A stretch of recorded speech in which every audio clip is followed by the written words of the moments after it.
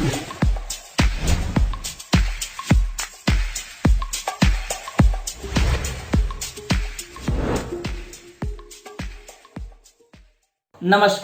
मैं अंशु कुमार और आप देख रहे हैं बात विभाग। आज हम बात करेंगे छात्र और छात्रों से जुड़ी समस्याओं के बारे में। जब बच्चा जन्म लेता है तब वह चलता है, खेलता है, हंसता है, रोता है, गिरता है, उठता है। ये सभी क्रियाकलाप इसकी बचपन का अहम हिस्सा होता है। जब वह बोलने और चलने की शुरुआत करता है तो माँ पिताजी की जिम्मेवारी बढ़ जाती है। उसे कब क्या करवाना है, माँ पिताजी उसी समय बच्चों को मानो एक जिम्मेवारी सौंप देते हैं। लोग चुनाव करने लग जाते हैं कि इसे किस विद्यालय में नामांकन करवाएं ताकि इसका भविष्य उज्जवल हो। माँ पिताजी अपने हैसियत के अनुसार अपने बच्चों की नामांकन करवा देते हैं। कुछ बच्चे सरकारी विद्यालय में जाते हैं तो कुछ निजी विद्यालय में जाते हैं। बच्चे अपने अपने कोमल कंधों पर भारी बस्ता टांगकर विद्यालय जाते हैं, जबकि ये उम्र इनकी बस्ता टांगने की नहीं बल्कि खेलने कूदने की, हंसने गाने की होती है। और ये देखा जाए तो सही भी है, क्योंकि बच्चों की विकास में ये सब जरूरी है। वास्तव में देखा जाए तो यह परेशानी माता पिता की न होकर उन सभी छात्रों की है जो छोटी उम्र में विद्यालय जाते हैं। बच्चों की समग्र विकास के लिए यह बहुत जरूरी है उनकी शिक्षा एक निश्चित आयु आने पर ही दिया जाए। इसके साथ ही साथ ये भी जरूरी है कि इन बच्चों की एक्स्ट्रा करिकुलम एक्टिविटी पर भी ध्यान दिया जाए।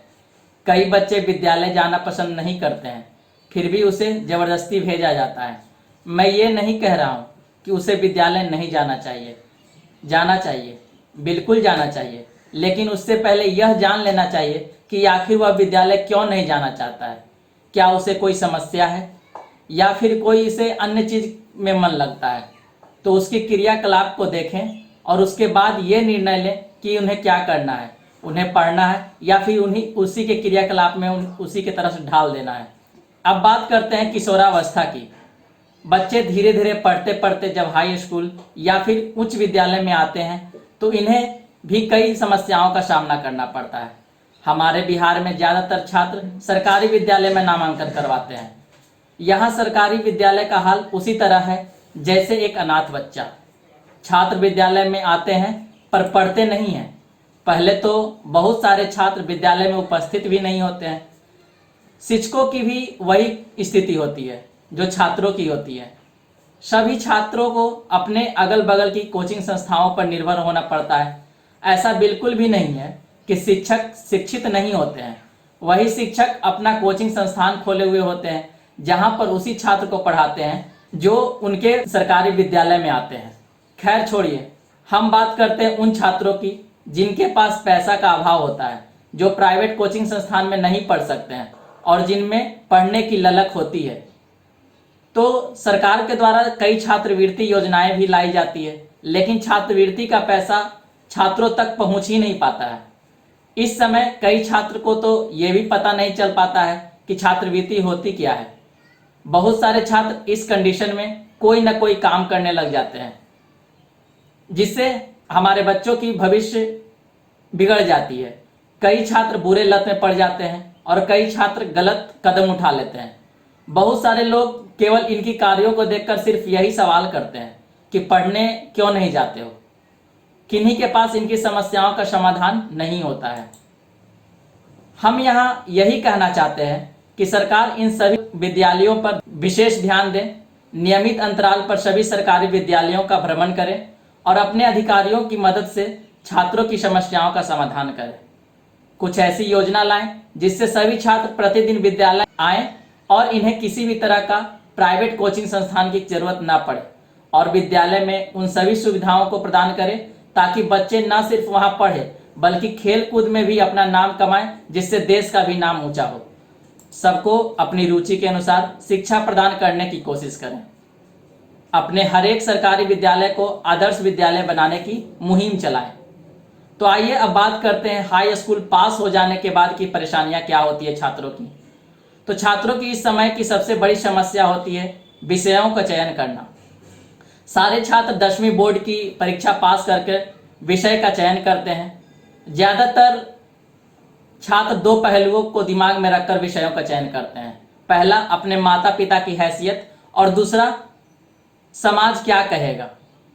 बहुत कम ही ऐसे छात्र होते हैं जो अपनी रुचि के अनुसार विषयों का चयन करते हैं। हम सभी जानते हैं कि 10वीं के बाद हमें विज्ञान संकाय, वाणिज्य संकाय, कला संकाय में से कोई एक संकाय चुननी होती है, जिसमें से सबसे महंगी पढ़ाई विज्ञान संकाय की होती है। जिन छात्रों के माता पिता की आय अच्छी होती है तो वो छात्रों की पहली पसंद होती है, वह विज्ञान विषय को लेकर आगे बढ़ते हैं। छात्र महंगी कोचिंग में पढ़ते हैं। कुछ छात्रों के दिमाग में ये भी होता है कि विज्ञान लेकर पढ़ाई करने से आगे रोजगार की संभावनाएं भी बढ़ती है। छात्र समाज के डर से भी विज्ञान विषय का चयन कर लेते हैं, पर उनका मन बिल्कुल भी इसकी तरफ न होता है। छात्र सोचते हैं कि अगर हम कॉमर्स या फिर आर्ट्स का चयन करते हैं तो समाज इन्हें हीन भावना से देखेगी। लेकिन मैं सभी छात्रों से यही कहना चाहूँगा कि विषय का चयन अपने रुचि के अनुसार करें और भविष्य के लक्ष्य के अनुसार अपने विषयों का चुनाव कर मन लगाकर पढ़ें। समाज की बातों में ना आए। सभी विषयों में रोजगार की असीम संभावनाएं हैं। इन सभी में छात्राओं को भी काफ़ी दिक्कतें सामने आती है। इन्हें घर से निकलकर पढ़ाई करने का मार्गदर्शन नहीं दिया जाता है। सभी छात्राएं घर में ही रहती हैं, जिससे उनकी पूरी पढ़ाई संभव न हो पाती है। इन सभी परेशानियों के बाद आती है रोजगार की परेशानी, क्योंकि इस समय तक लगभग छात्रों की उम्र 18 की हो जाती है। छात्र अपने अपने काबिलियत के अनुसार रोजगार की तैयारियों में लग जाते हैं। कोई इंजीनियर, कोई डॉक्टर, कोई सीए, कोई सिविल सर्विसेज की तैयारियां करते हैं। इन सबसे परे जिनकी संख्या काफ़ी अधिक होती है वो है जनरल कंपटीटर की।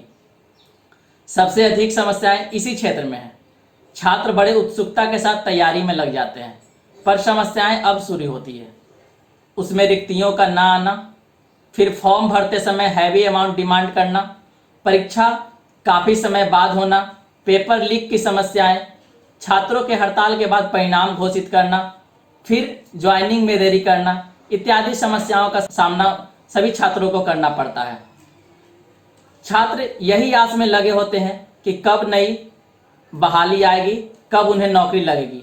रिक्तियां भी इतनी कम आती है जैसे ऊंट के मुंह में जीरा।